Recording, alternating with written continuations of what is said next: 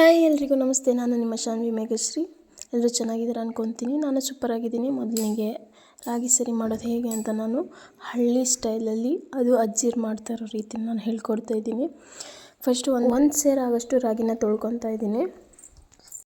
ರಾಗಿಲಿ ತುಂಬಾ ಧೂಳಿರುತ್ತೆ. ಸೊ ನೀವು 3-4 ಸರಿ 5 ಸರಿ ತೊಳ್ಕೊಂಡ್ರೂ ಪರವಾಗಿಲ್ಲ. 5 ಸರಿ ತೊಳ್ಕೊಳ್ಳಿ ನೀಟಾಗಿ. ಯಾಕೆಂದರೆ ಇದು ಮಗುಗೆ ತಿನ್ನಿಸೋದ್ರಿಂದ ಆದಷ್ಟು ಚೆನ್ನಾಗಿ ತೊಳಿ.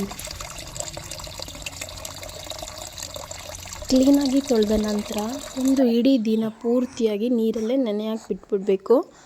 ಯಾಕೆಂದರೆ ಚೆನ್ನಾಗಿ ಮೊಳಕೆ ಬರಲಿಕ್ಕೆ. ಇದು ಚೆನ್ನಾಗಿ ನೆಂದಷ್ಟು ಮೊಳಕೆ ಜಾಸ್ತಿ ಚೆನ್ನಾಗಿ ಬರುತ್ತೆ. ಸೊ ಹಾಗಾಗಿ ಈ ರೀತಿ ನಾನು ಜಾಲಿಸಿ ನೀರಿಂದ ತೆಗಿತಾ ಇದ್ದೀನಿ ರಾಗಿನ. ಯಾಕೆಂದರೆ ಇದರಲ್ಲಿ ಸಣ್ಣ ಸಣ್ಣ ಕಲ್ಲುಗಳಿರುತ್ತೆ. ಸೊ ಹಾಗಾಗಿ ಈ ಥರ ಜಾಲಿಸಿ ಹಾಕಬೇಕು ರಾಗಿನ. ಅದಾದ ನಂತರ ನಾನು ಕಾಟನ್ ಬಟ್ಟೆಯಲ್ಲಿ ಸುತ್ತಬಿಟ್ಟು ಹಾಗೆ ಮೊಳಕೆ ಬರಲಿಕ್ಕೆ ಇಡ್ತಾಯಿದ್ದೀನಿ. ನಾನು 2 ದಿನ ಆದಮೇಲೆ ನಾನು ಈ ಥರ ಮೊಳಕೆ ಬಂದಿರುತ್ತೆ. ಈ ಮೊಳಕೆನ ಚೆನ್ನಾಗಿ ಒಣಗಿಸ್ಬೇಕು. ಚೆನ್ನಾಗಿ ಹರಡಿ ಒಣಗಕ್ಕೆ ಹಾಕ್ಬಿಟ್ಬಿಡ್ಬೇಕು. ಮನೆ ಒಳಗಡೆನೇ ಹಾರಾಕಿ ಬಿಟ್ಬಿಡಿ. ಇದಾದ ನಂತರ ಜಾರ್ ತಗೊಂಡು ಮಿಕ್ಸಿ ಮಾಡ್ಕೋಬೇಕು. ಮಿಕ್ಸಿ ಮಾಡಿದ ನಂತರ ಏನು ಮಾಡಬೇಕು ಅಂತ ಹೇಳ್ತೀನಿ, ಮುಂದೆ ನೋಡಿ.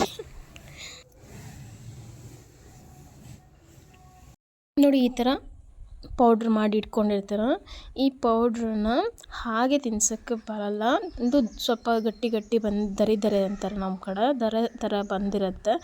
ಇದನ್ನು ಜಾಲರಿಲಿ ಸಾಣಿಸ್ಕೊಂಬಿಟ್ಟು ಹಿಟ್ಟನ್ನು, ನಂತರ ಒಂದು ಪಾತ್ರೆ ತೊಗೊಂಡು ಆ ಪಾತ್ರೆಗೆ ಕಾಟನ್ ಬಟ್ಟೆನ ಕಟ್ಟಬೇಕು. ಈ ಥರ ಕಟ್ಟಿದ ನಂತರ ಆ ಪುಡಿ ಮಾಡಿರೋ ಏನು ರಾಗಿ ಹಿಟ್ಟಿರುತ್ತೋ ಅದನ್ನು ಕೈಯಿಂದ ಹೀಗೆ ಸವರಬೇಕು. ಇದ್ರ ಸವರಿದ ನಂತರ ಕೆಳಗಡೆ ನಮಗೆ ತುಂಬಾ ಸಣ್ಣದಾದ ಹಿಟ್ಟು ಸಿಗುತ್ತೆ. ಅದೇ ನಮಗೆ ರಾಗಿ ಸರಿ ಅಂತ ಹೇಳೋದು. ಇದರಲ್ಲಿ ಅತ್ಯಂತ ಪೌಷ್ಟಿಕಾಂಶ ಇರುತ್ತೆ.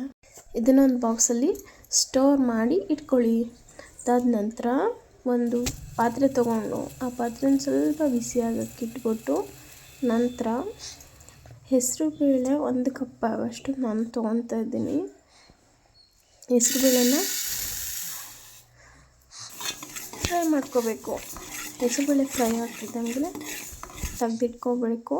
ನಂತರ ಕಡಲೆ ಬೀಜನೂ 1 ಕಪ್ ಆಗೋಷ್ಟು ತೊಗೊತಾ ಇದ್ದೀನಿ. ಅದನ್ನು ಕಡಲೆ ಬೀಜನೂ ಅಷ್ಟೇ ಚೆನ್ನಾಗಿ ರೋಸ್ಟ್ ಮಾಡಿ ಅದು ಕೆಂಪಗಾಗೋ ತನಕ ಹಾಗೆ ರೋಸ್ಟ್ ಮಾಡ್ತಾನೇ ಇರಿ. ಅದಾದ ನಂತರ ತೆಗೆದಿಟ್ಕೋಬೇಕು. ಅದಾದ ನಂತರ 1 ಕಪ್ ಆಗೋಷ್ಟು ಉದ್ದಿನ ಬೇಳೆ ತೊಗೊತಾ ಇದ್ದೀನಿ. ಅದನ್ನು ಕೂಡ ಹಾಗೆ ಫ್ರೈ ಮಾಡಬೇಕು. ನಂತರ ಅರ್ಧ ಗ್ಲಾಸಷ್ಟು ನಾನು ತೊಗರಿಬೇಳೆ ಕೂಡ ತೊಗೊತಾ ಇದ್ದೀನಿ. ಅದನ್ನು ಅಷ್ಟೇ ಚೆನ್ನಾಗಿ ಫ್ರೈ ಮಾಡಿಕೊಂಡು ತೆಗೆದಿಟ್ಕೋಬೇಕು.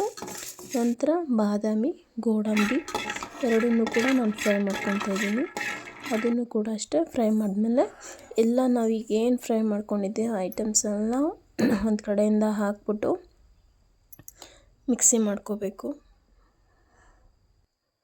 ಮಿಕ್ಸಿ ಆದಮೇಲೆ ಈ ಥರ ಇರುತ್ತೆ. ಮಿಕ್ಸಿ ಆದಾಗ ಇದನ್ನು ಕೂಡ ನಾವು ಜರಡಿ ಇಟ್ಕೋಬೇಕು.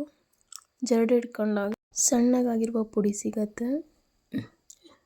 ಈ ಪುಡಿನ ಮೊದಲು ಏನು ರಾಗಿ ಸರಿ ಅಂತ ಮಾಡ್ಕೊಂಡಿದ್ನೋ ಆ ಹಿಟ್ಟು ಜೊತೆಗೆ ಮಿಕ್ಸ್ ಮಾಡ್ಕೋಬೇಕು.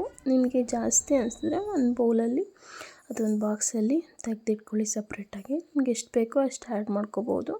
ನೋಡಿ, ನಾನು ಅರ್ಧ ಈಕ್ವಲ್ ಆಗಿರೋ ಥರ ಆ್ಯಡ್ ಮಾಡ್ತಾಯಿದ್ದೀನಿ. ಈ ಹಿಟ್ಟನ್ನು 2 ಮಿಕ್ಸ್ ಮಾಡಿಬಿಟ್ಟು ಒಂದು ಮಾರ್ನಿಂಗಲ್ಲಿ ಇದನ್ನು ಒಣಗಿಸ್ಬೇಕಷ್ಟೆ. ನಂತರ ಅದನ್ನು ತೆಗೆದಿಟ್ಕೊಂಬಿಡಿ. ನಾನು ಇಲ್ಲಿ ಮಾಲ್ಟ್ ಮಾಡೋದು ಹೇಗೆ ಅಂತ ತೋರಿಸ್ತಾ ಇದ್ದೀನಿ. 1 ಸ್ಪೂನು ಹಿಟ್ಟು ತೊಗೊಂಡಿದ್ದೀನಿ. ಹಾಗೆ 1 ಗ್ಲಾಸಷ್ಟು ನೀರು ತೊಗೊಂಡು ಚೆನ್ನಾಗಿ ಮಿಕ್ಸ್ ಮಾಡಬೇಕು. ಲೋ ಫ್ಲೇಮಲ್ಲಿ ಇಟ್ಕೊಳ್ಳಿ ಗ್ಯಾಸ್ನ. ಇದಾದ ನಂತರ ಈ ಥರ ಗಟ್ಟಿ ಆಗ್ತಾ ಕನ್ಸಿಸ್ಟೆನ್ಸಿ ಬರುತ್ತೆ. ಇದಾದಮೇಲೆ ನಿಮ್ಮ ಮಗುಗೆ ತಿನ್ಸೋಕ್ಕೆ ರೆಡಿಯಾಗಿರುತ್ತೆ. ತುಂಬ ಹೆಲ್ತಿಯಾಗಿರುತ್ತೆ. ಹಾಗೆ ಪೌಷ್ಟಿಕಾಂಶಯುಕ್ತ ಭರಿತವಾಗಿರುತ್ತೆ. ಇದನ್ನು ನೀವು ಮನೆಯಲ್ಲೇ ಮಾಡೋದ್ರಿಂದ ನಿಮ್ಮ ಮಗುಗೂ ಒಳ್ಳೆಯದು, ನಿಮಗೂ ಯಾವುದೇ ಭಯ ಕೂಡ ಇರೋದಿಲ್ಲ. ಸೊ ನೀವು ಆದಷ್ಟು ಮನೆಯಲ್ಲಿ ನೀವೇ ನಿಮ್ಮ ಮಗುಗೆ ನಿಮ್ಮ ಕೈಯಾರೆ ಮಾಡಿ ತಿನ್ನಿಸಿ. Thank you. ನನ್ನ ವಿಡಿಯೋ ನಿಮಗೆ ಯೂಸ್ಫುಲ್ ಆಗಿದ್ದರೆ ದಯವಿಟ್ಟು ನನ್ನ ಚಾನಲ್ಗೆ ಸಬ್ಸ್ಕ್ರೈಬ್ ಮಾಡಿ. Thank you for watching.